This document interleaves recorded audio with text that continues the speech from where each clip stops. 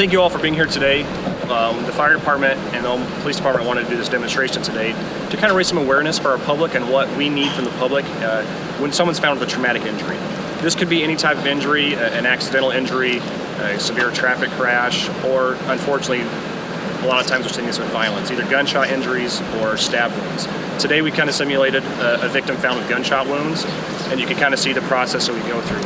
The biggest thing we need the public to know is, one, if you find someone with an injury, we need to know about it. Unfortunately, in today's day and age, we see a lot of people filming with their camera phones or taking pictures, and no one's taking the time to call 911 for several minutes.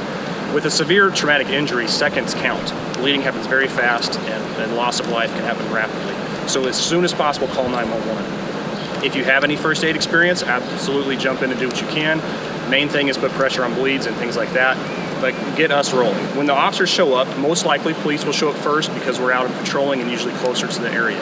They're going to come in and they have a dual role. They want to save lives, but they also need to make sure the scene is safe. If the scene's not safe, the fire department can't do their work.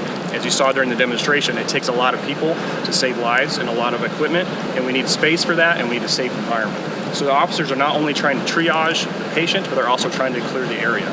There may be cases in an active killer situation where violence is still happening that they're going to actually ignore the victims for a short time to try to stop the violence, because the most important thing is stop the violence to reduce the number of patients. That can seem counterintuitive, but that's something they may have to do in an active situation.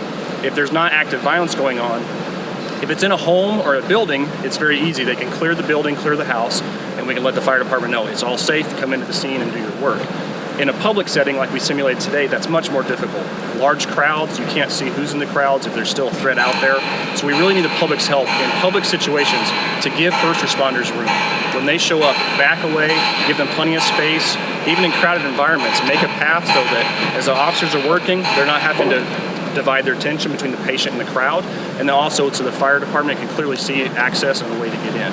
Access is another issue we want people to be aware of. In East Omaha, we have a lot of smaller streets, and they get clogged up with traffic, and we can't get fire trucks and ambulances through when it's crowded.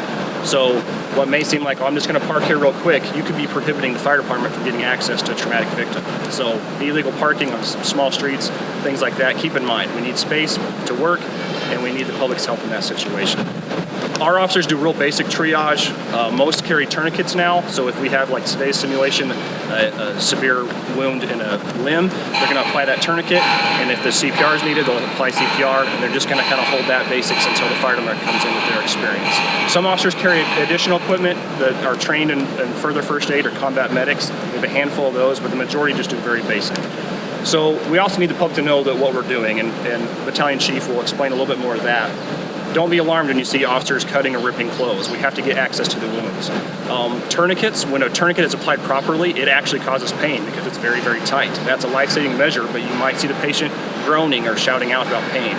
Don't get involved. Don't try to stop the officers or firemen doing their duty. They're doing what they know to do. Just give them space, help keep the crowd back, and let them work. Those are the big things that we want people to be aware of, and thank you. I'll pass it off now to Chief. Been a command officer in Omaha Fire for about 30 years, and my experiences when we come to these large crowd events is mass confusion.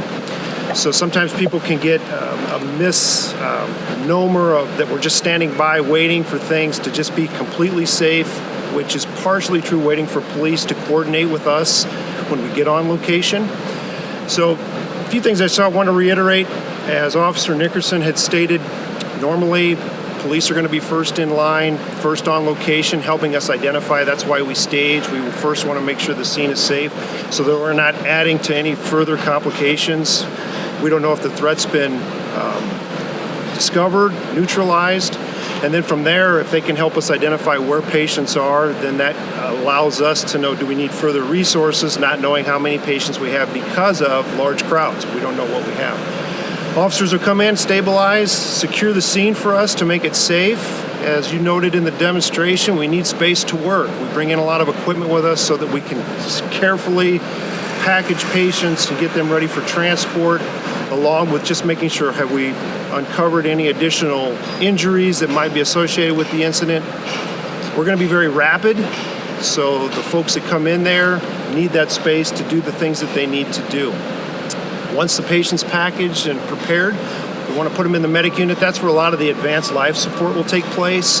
because then we're kind of in a secure location, safe for us to work. We can identify things. The commotion of the event has really subsided by getting us out of that particular area. So how can you help us? Well, as Officer Nickerson said, being able to identify. Sometimes because these incidents can be very broad and large, who is injured and who isn't.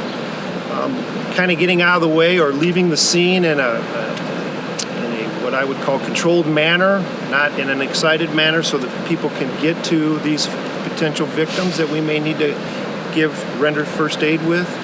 So identification, getting away from the scene. I understand that you want to videotape things. Please give our folks space. I'm not saying don't videotape, but also realize you might be in an active scene yourself. Are you putting yourself under the possibility of harm because you're standing around watching what we're doing? If you can help us by rendering first aid in that initial identification, please do. Controlling the bleeding. The biggest issue is making sure our crews know where they're at and then just clearing out of the way. The demonstration noted we need space. We bring in a lot of equipment and we just want people to be able to work knowing that they're, one, secure, and two, that they're being effective, because time is of the essence.